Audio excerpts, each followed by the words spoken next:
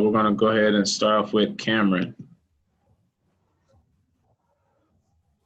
Hey, good evening, Coach. How you doing? Great, you? I'm doing well, thank you. Hey, Coach, by all accounts, scoring across the board is up in the bubble. What would you attribute that to?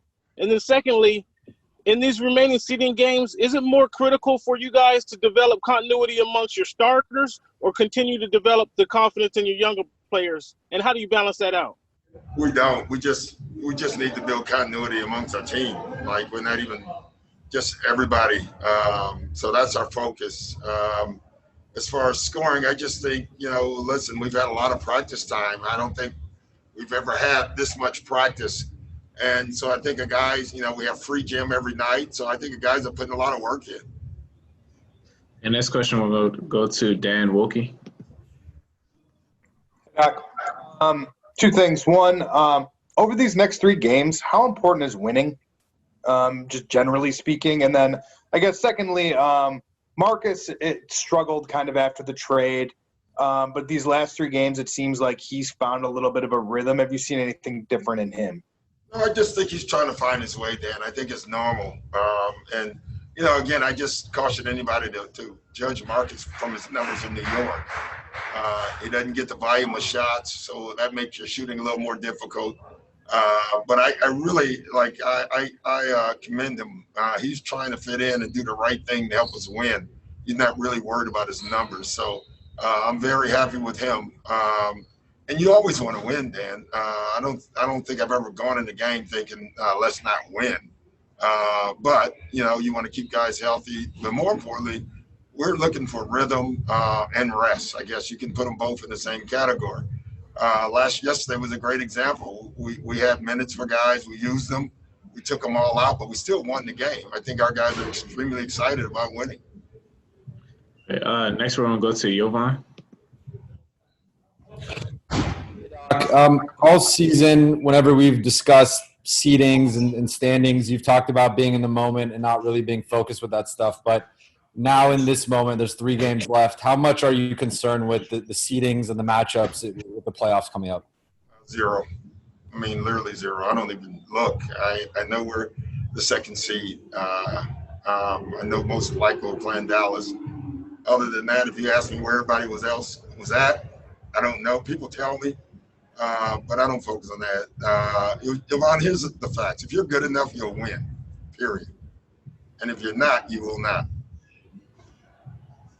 The next question is coming in from inside the bubble, from Kyle. Are we going to see Kawhi and PG play together again before the playoffs start? Yeah, most likely you will. I don't know that as a fact, but most likely, yes. How do you – obviously the 2 minutes back-to-back. Yeah. How do you make that decision based on, seeding? We're going by practices, how much we get in. Tomorrow we'll have a day off. Then we have a good practice. And then really you'll judge it by how that practice goes. And next question is going to come from Christian Winfield. Hey, Coach. Christian Winfield here with the New York Daily News. Non-basketball question here. Just curious, is there a specific, maybe tangible change, be it in policy or be it in anything that you see in the world that would be an indication that this country is heading in the right direction, that maybe the generation of Riverses that come after you and your son won't have to go through the same, call them whatever you want to call them, oppressions that those that came before you had to go through? I think the first one will come from all of us, and that's voting. I think that will tell you how interested we all are. As we've been saying, I think Trevor Noah said it the best. I don't understand anyone that's not involved in politics, because politics is involved in you and everything you do. There's something political that decides what you're going to do on a day-to-day basis. So either we're going to sit back and let it control us, or we're going to get involved and do some controlling. So I think that's the first sign of how involved we are. Okay, we can take a few more questions. Next question is going to come from Miriam. Sorry. Hey, Doc. You mentioned the evening runs that the guys are doing. How often do those happen? How long are they? Do you have to hold anybody back? Do you have much oversight over it? How do those work? No, there's no oversight, and it's really just shooting.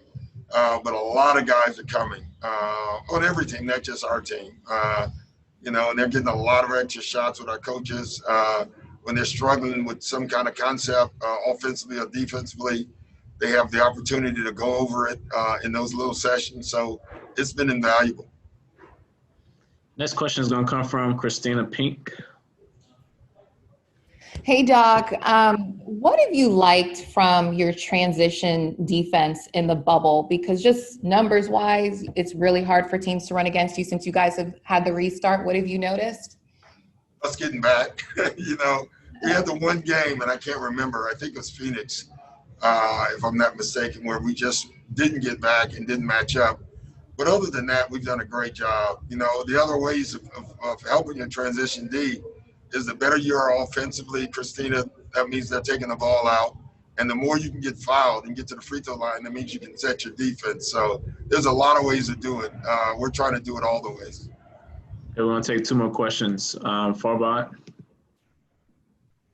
Hey, Doc, I know you mentioned you're going to be conservative with Pat. Do you think we're going to see him during the remainder of the seeding games, or is he going to be out for the rest of it? Yeah, I have no idea. I honestly, I didn't even ask Pat. I was with Pat for 20 minutes a day. I never asked him. I knew he wasn't playing today, so I didn't ask him how he was even feeling. And I believe Christian had a follow-up question. How's it going, Coach? Not necessarily a follow-up, but a basketball question more so. You're coaching against Jacque Vaughn tonight. Just curious, do you guys have any type of relationship, and what do you make of the job he's been able to do with this Nets team, and given the position he's been given? Yeah, I think he's done a terrific job. Listen, I coached Jacque in Orlando. He played with me for an entire year, and so I'm a big fan of his. He was one of those players similar to Ty Lue and Sam that you knew when they retired that they would be coaches. And so I hope he gets a good shot here. All right, thanks, Doc. Appreciate it. Thanks, guys.